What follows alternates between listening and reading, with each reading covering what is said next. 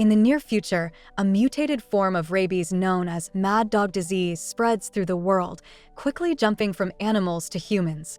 It only takes 90 seconds for a bitten person to go rabid, so soon over 7 billion humans are either dead or infected. The ones that become zombies have a very high resistance to pain and suffer from hyperviolence, which means they're eager to kill. The world becomes a post-apocalyptic wasteland and violent zombie hordes become the norm. In an underground nuclear base, the military has gathered all the healthy survivors they could find. The soldiers have also teamed up with scientists from the Centers for Disease Control and Prevention to run some experiments and find a cure. However, to do so, they first need to find patient zero since their blood holds the answer. They keep a bunch of zombies locked up in cages and regularly interrogate them to determine where it all started. Morgan is a civilian who was bitten and infected, however, he didn't transform. It seems his blood is resistant against the virus, yet they haven't been able to make a vaccine with it. Thanks to that bite, Morgan is capable of understanding and communicating with zombies, so he's joined Dr. Gina's team to help with the research. The soldiers bring in a raging zombie for interrogation, securing him to a chair inside a glass cell. The process starts by playing some music, which is painful for zombies. The infected guy wriggles in pain on the chair as he tries to break the bindings to no avail. Once the zombie has suffered enough, Morgan turns off the music and starts speaking the growling language to communicate with the guy while sending notes to Gina through a tablet. After nicknaming the guy Joe, Morgan learns that he's from Minnesota and is one of the first few people who got infected. Trying to connect with Joe to make him say more, Morgan admits that sometimes he experiences intense urges too and begins talking about what's left of the world, saying he hates it here as much as the zombies do. At that moment, Colonel Knox uses a microphone to interrupt the interrogation, which sends Joe into another raging fit. Frustrated, Morgan leaves the glass cell to give Joe time to calm down. However, Knox sees this wait as a waste of time and urges Morgan to continue the interrogation. In the cell, Joe is getting crazier by the second, which annoys Knox so much that he ends up shooting him in frustration. Gina and Morgan immediately get furious because Joe could have provided more clues, and Gina threatens to have Knox removed from his command if he abuses his authority in her lab ever again. Morgan punches the cell, proving he indeed has some violent urges that he must keep contained every day. Afterward, Morgan hides in the bathroom and tries to calm down. Soon Gina finds him and offers her comfort.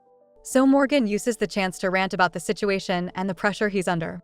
Gina also offers him some medicine, but Morgan turns it down and admits he's been having nightmares about his wife, who is bitten too.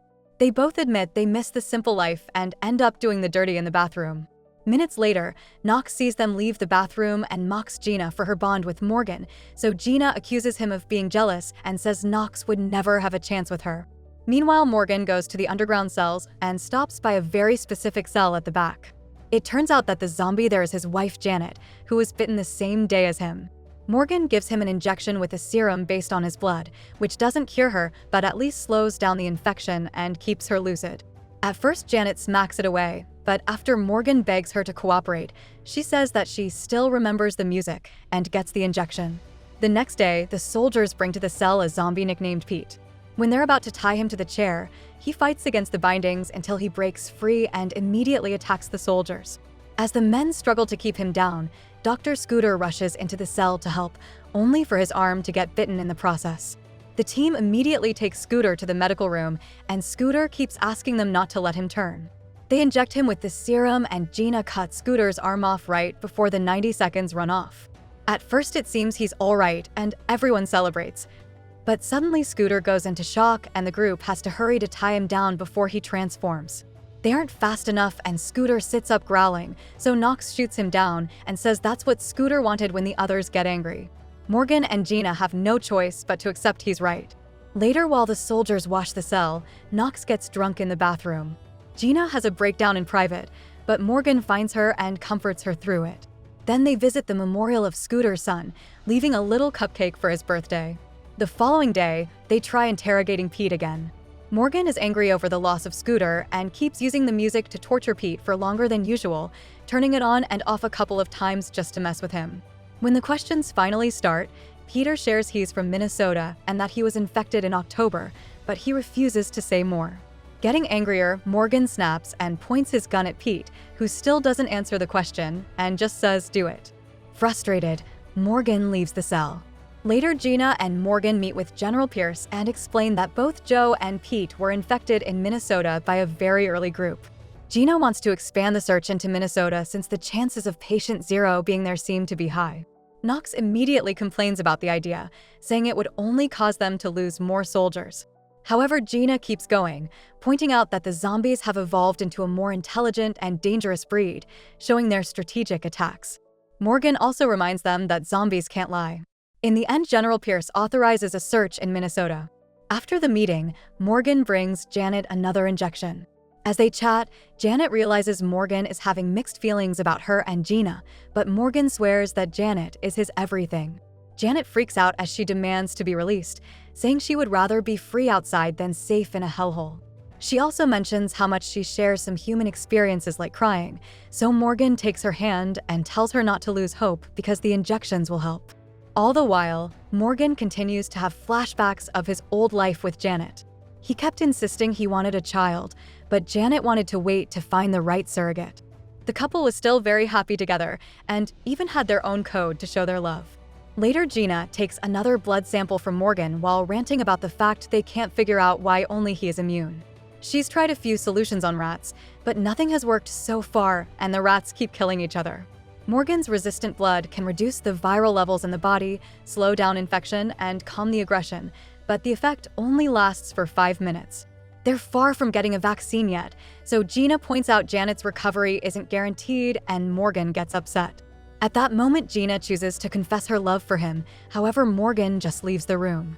That night, Morgan dreams about the night of the incident. He and Janet had been driving through the city, and when they stopped at the traffic lights, 2 zombies jumped on their car and broke their windows. Morgan drove forward until the zombies fell, but when the car stopped, even more zombies jumped on the vehicle and reached through the windows, biting both of them.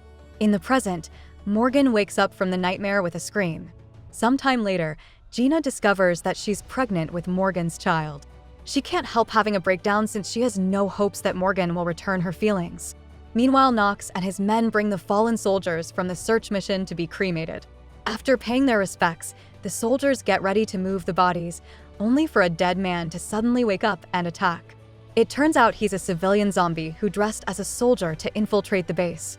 As the creature starts killing the medics and the soldiers one by one without hesitation, Knox sneaks around to get a gun, waiting for the right moment to strike.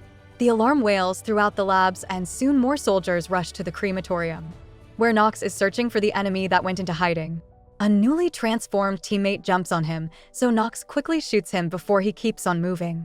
At that moment, the infiltrated zombie jumps out and tries to attack him, but when he's about to bite Knox, Morgan comes in to pull the creature back. The soldiers want to shoot him, however, Morgan asks them to leave him alive for interrogation. Then Knox points his gun at the infected, who shocks them by instantly surrendering and asking to speak to Morgan.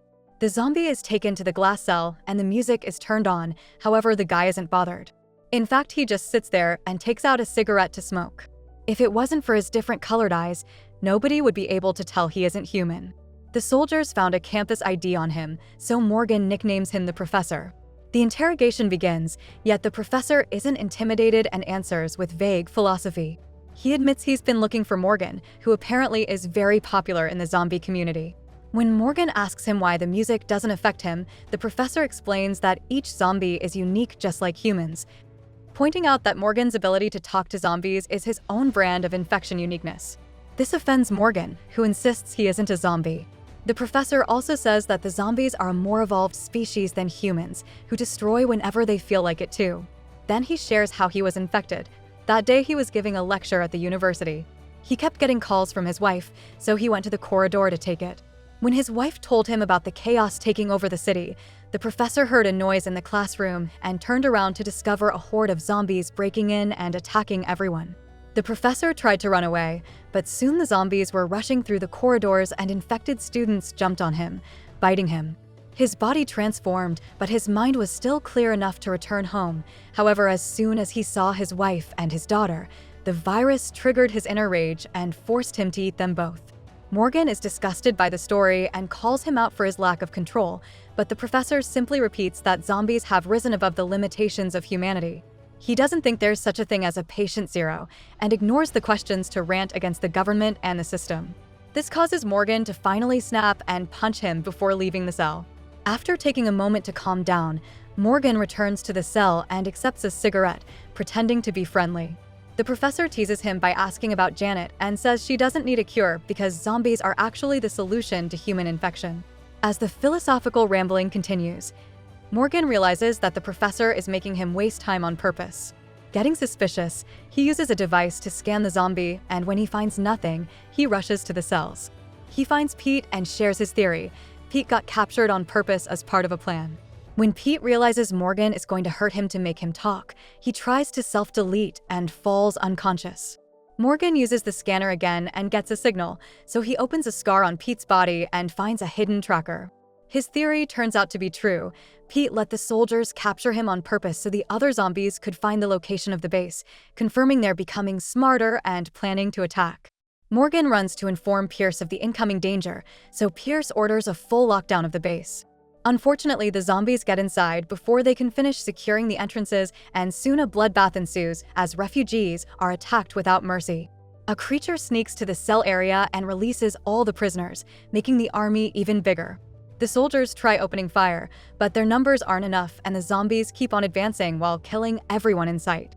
Soon the horde rushes through the tunnels and the labs are also invaded, causing everyone to start running in panic as more people get killed.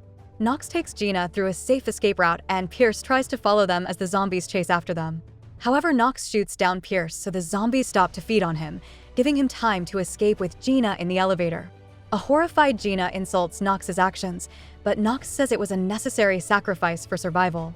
Furious, Gina takes his gun and stops the elevator. She wants to go back to the lab to get her samples since her research is their only hope, but Knox refuses and tries to stop her. In the struggle, the gun is accidentally fired and kills Knox. While the bloodbath continues in every corner of the base, a scientist tries to hide in the rat lab. However, a zombie finds her and quickly attacks her, knocking down the cages in the process. Now the infected rats are on the loose as well. Meanwhile, Morgan runs to the cells to free Janet and run away together. Morgan grabs a fire axe on the way and eventually they bump into Gina, who doesn't think it's a good idea to free Janet considering the injections were temporary. However, Morgan refuses to leave without her. At that moment, a zombie appears behind them, but Gina immediately shoots her down and then announces she'll be retrieving her samples. Morgan and Janet follow her to the lab fridge, and while Gina grabs what she needs, another zombie attacks only to immediately be killed by Morgan's axe. At the same time, the professor lets out a very loud roar, and soon some zombies come to rescue him. Back to the trio, they climb into the vents, carefully avoiding some dangerous wires in the process. As they crawl away, Gina sees the refugee area through the grates and is horrified to discover a complete massacre. Their weight causes the grate to fall, and now the zombies know where they are. The trio tries to keep on moving and finds the path blocked by a zombie rat that leaps toward them to attack, but Janet quickly grabs it and kills it with her bare hands. Then they discover the zombies are starting to crawl through the vents too. The group hurries up and Morgan has to kick a zombie until the vent breaks, dropping the creature to the ground. Morgan almost falls too, but Gina rescues him just in time. Eventually, they finally reach the parking lot, where the professor is waiting for them. He explains he came to the base to kill Morgan because his blood could prevent the zombies from having a future, calling him the zombies' version of a patient zero. Morgan and the professor start to fight, and the women try to help, but the professor easily overpowers them both. Using every object in the room, the men continue to fight and the professor knocks Morgan down, but Morgan quickly recovers and pushes the professor back to impale him on a pipe. Morgan gets hurt in the process as well, and before dying, the professor roars again to summon a huge horde. The trio starts running, but when they reach the door, Janet announces she's staying behind to slow the horde down. Morgan refuses, so Janet reveals she can sense Gina is pregnant to distract him and locks the door. After taking a moment to cry for his wife, Morgan escapes with Gina through an emergency tunnel that drops them in the woods. There are a lot of zombies around, yet Morgan is sure they'll make it. His bike is hidden nearby, so the couple jumps on it and speeds through the forest as the zombies begin chasing them in the distance.